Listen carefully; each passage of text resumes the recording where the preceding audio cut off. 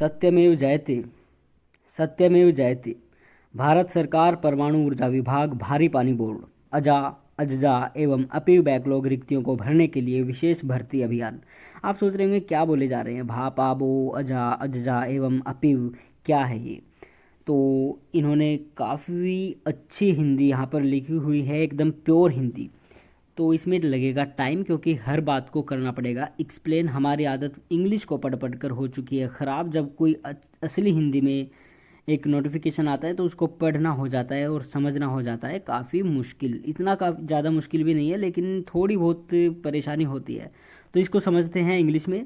Government of India, department of atomic energy, heavy water board, special recruitment drive to fill up SC ST and OBC backlog vacancies.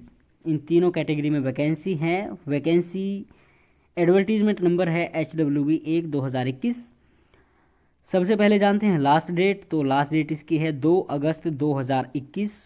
और vacancy जो निकली है वो post है junior translation officer, JTO के लिए। Total vacancy आपकी हैं 6। और कैटेगरी वाइज देखा जाए तो 1 वैकेंसी ST के लिए, 2 वैकेंसी SC के लिए और 3 वैकेंसी हैं OBC कैटेगरी के लिए।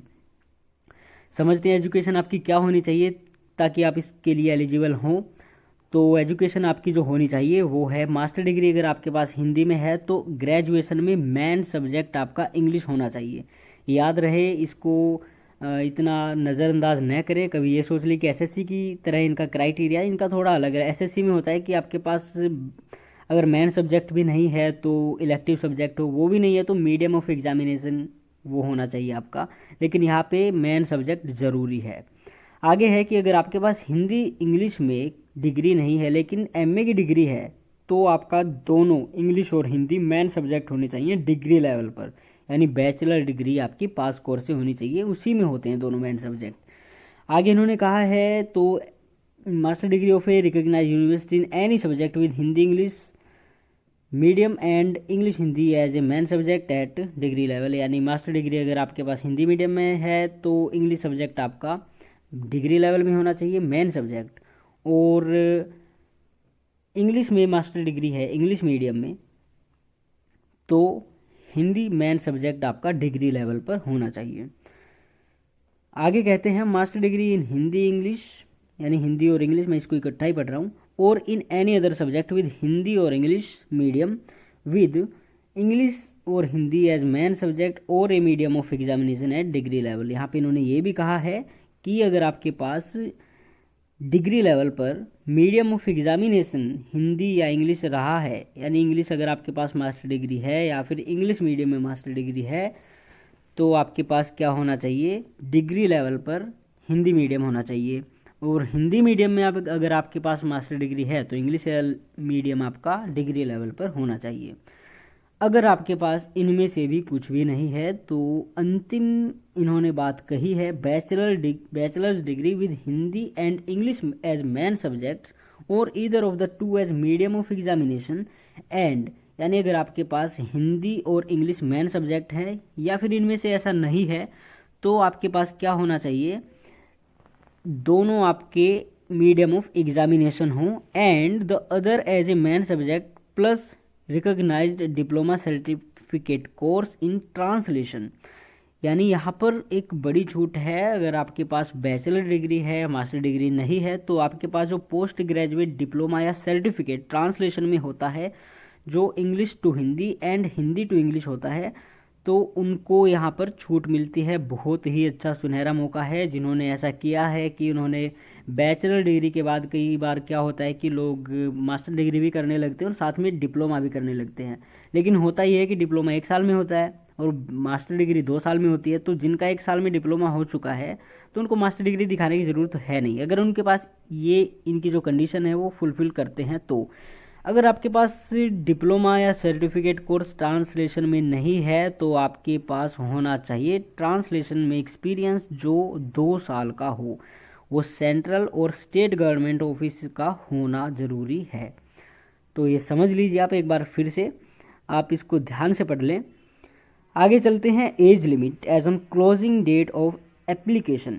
एप्लीकेशन टाइम पे आपकी जो क्लोजिंग डेट है, किस चीज़ की क्लोजिंग डेट है, एज लिमिट यानी 2 अगस्त तक आपकी एज होनी चाहिए 31 साल मैक्सिमम होनी चाहिए ओबीसी कैटेगरी वालों की, और 33 साल होनी चाहिए एससी और एसटी कैटेगरी वाले कैंडिडेट की। आगे है मोड ऑफ सिलेक्शन, किस तरह से आपका सिलेक्शन होगा।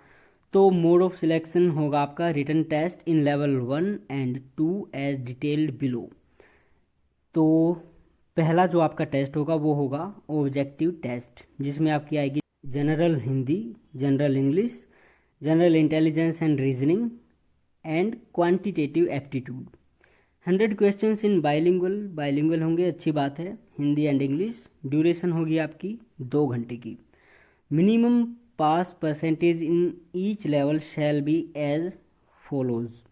एससी एसटी ओबीसी तीनों कैटेगरी के लिए ही केवल वैकेंसी निकली हैं, तो इन तीनों का क्या होना चाहिए 40% एग्रीगेट करके, यानी कि ओवरऑल आपका 100 में से ये कितने नंबर का पेपर होगा, शायद 200 का ही होगा, तो इसमें से आपके होने चाहिए 40% यानी 80 नंबर आपको मिनिमम होने चाहिए। उसके बाद में जितनी ज़्यादा कट ऑफ जाएगी वो ये डिसाइड करेंगे।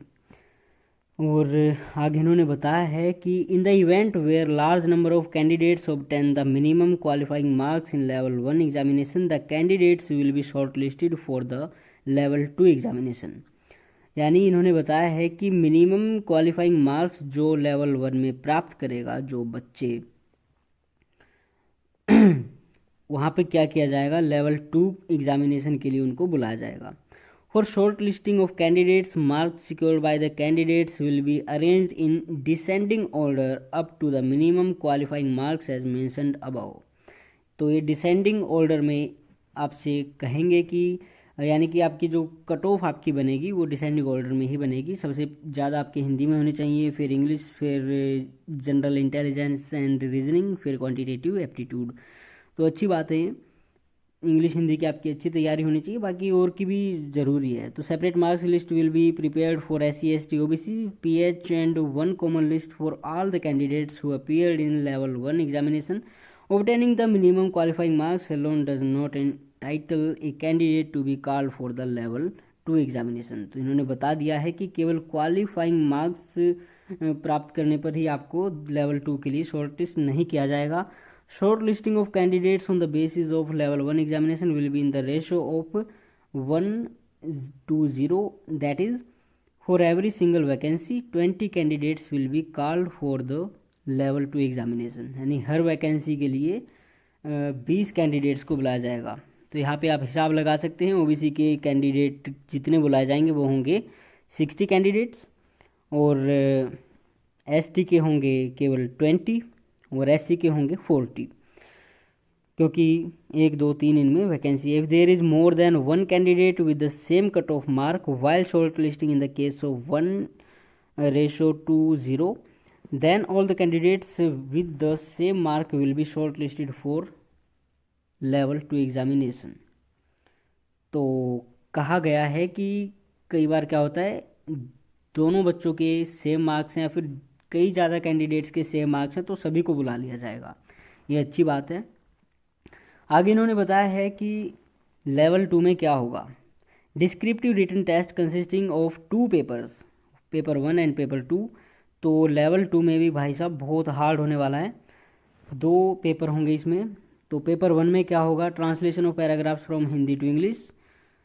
तो हिंदी टू इंग्लिश में आपको ट्रांसलेशन करना होगा, और 1 each of technical and administrative nature. तो अबाउट 250 वर्ड में आपका ट्रांसलेशन पूछा जाएगा, 2 यहाँ पे क्वेश्चन पूछे जाएंगे। वहीं इंग्लिश से हिंदी में अनुवाद करना है, वो भी 2 क्वेश्चन होंगे, वो भी 25 मार्क्स के होंगे और 250 वर्ड्स में ही होगा। आगे है translation of sentences in English related to official work. तो आप ऑफिस के जो वर्क होते हैं उनको डाउनलोड कर सकते हैं ऑफिशियल वेबसाइट पे, किसी भी सरकारी वेबसाइट पे आप जा सकते हैं, वहाँ पे बहुत सारा डेटा होता है, तो आपको वहाँ से डाउनलोड कर लेना चाहिए प्रैक्टिस के लिए। और फिर है ट्रांसलेशन ऑफ सेंटेंसेस इन हिंदी, यानी कि इंग्लिश में दिए होंगे वो हिंदी में करने हैं, हिंदी में दिए होंगे इंग्लिश में करने हैं। सरकारी जो कामकाज होते हैं उन्हीं के सेंटेंसेस होते हैं, इतने मुश्किल होते नहीं, हालांकि इनकी शब्दावली तो अलग होती है। तो 10-10 नंबर के ये होंगे। आगे synonyms for English words in Hindi, English में जो सिनोनिम पूछे जाएंगे हिंदी में, और हिंदी के सिनोनिम पूछे जाएंगे उनको इंग्लिश में ट्रांसलेट कर देना है। 10 नंबर के होंगे, 10 ही क्वेश्चन पूछे जाएंगे, यानी कि हर एक क्वेश्चन का 1 नंबर होगा। तो ट्रांसलेशन यहाँ पे होगा आपका, सेंटेंसेस का जो होगा वो होगा 10 सेंटेंस होंगे, 15 नंबर का होगा, तो अच्छी बात है।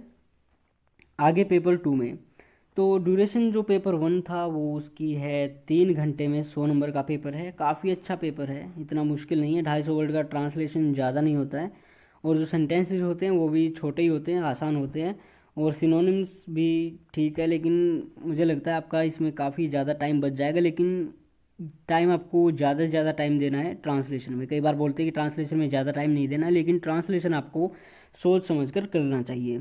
आगे पेपर 2 में है, वो भी आपका 100 नंबर का है, और ड्यूरेशन इसकी भी 3 घंटे है। इसमें फिर से इन्होंने डाल दिया है भैया general intelligence and reasoning and quantitative. यहाँ पे यार इन्होंने स्पेलिंग क्वान्टिटेटिव लिखा है, ऊपर लिखा था क्वान्टिटेटिव, तो कई बार मिस्टेक हो जाती है। तो 50 नंबर की ये होगी। जनरल हिंदी 15 नंबर की, जनरल इंग्लिश 15 नंबर की, और ऐसे हिंदी में लिखना होगा 10 नंबर का, ऐसे इंग्लिश में लिखना होगा 10 नंबर का। और फाइनल सिलेक्शन जो आपका होगा वो पेपर 2 में आपके जितने मार्क्स आएंगे उसमें आप जितने ज़्यादा नंबर लोगे वो आपका होगा फाइनल सिलेक्शन। तो इसमें ज़रूरी है पेपर 2। पेपर 1 आपको पता ही चल गया है, केवल क्वालिफाई ही करना है, तो अच्छी बात है। आगे टाई का है जो आप पढ़ सकते हैं, total of level 1 and paper 2 level 2, और फिर डेट ऑफ बर्थ है, उसके बाद है फिर alphabetical order of name, first name middle name and sir name in that order. तो इतना कुछ मिल जाने के बाद, हालांकि टाई के बहुत कम चांसेस होते हैं। आगे फिर nature of duties translation. Nature of duty में क्या हुई है, कितना क्या कुछ का आपको काम करना पड़ेगा। Translation from English to Hindi and Hindi to English, any other work in connection with the implementation of official language policy. तो इतना तो है ही, ट्रांसलेशन नहीं होता है तो और काम तो करा ही लेते हैं।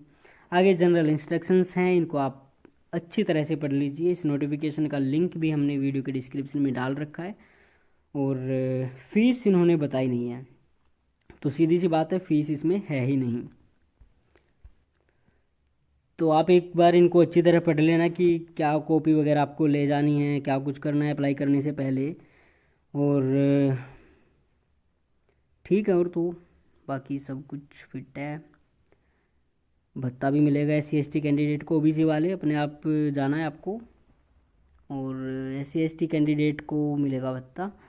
और देख लेते कुछ क्या कुछ इन्होंने ज़रूरी बात जो है अगर कोई मिलती है तो ठीक है। तो अप्लाई कैसे करना है, A4 साइज़ के पेपर पर आपको क्या कर लेना है। अच्छा, ये इन्होंने दे रखा है यहाँ पे परफॉर्मा, इसको आपने डाउनलोड कर लेना है, और प्रिंट निकलवा के आप इसको application number, date of receipt, और यहाँ पे फ़ोटो वोटो लगा के जो भी कुछ है, कॉमन सी बातें हैं, फॉर्म भरना कोई इतनी बड़ी बात होती नहीं है, तो फटाफट से आप भेज देना इसको। लेकिन इतनी जल्दबाजी भी नहीं करनी, साइन वाइन जो भी है आपकी अच्छी तरह कर लेना, फॉर्म अच्छा बनाया हुआ है। और सबसे बड़ी बात है पैसे नहीं लग रहे हैं। कई बार कुछ कैंडिडेट्स की मजबूरी होती है कि पैसे पैसे पैसे 500 रुपये एक वैकेंसी के लिए ले लिए जाते हैं, तो ऐसा कुछ है नहीं। इन्होंने एक बात और लिखी थी, मैं वो ढूंढ रहा हूँ, उसमें लिखा था इन्होंने कि ये होगा आपका मुंबई में, क्योंकि मुंबई में ही है। और फिर उन्होंने बताया हुआ था कि अगर किसी रीजन से ज़्यादा बच्चे आ जाते हैं, ज़्यादा बच्चों के फॉर्म आ जाते हैं, तो वहाँ पे भी ये इसको करा सकते हैं टेस्ट को, आपको मुंबई जाने की ज़रूरत नहीं होगी। बाकी ठीक है, ऑल द बेस्ट आप सभी को।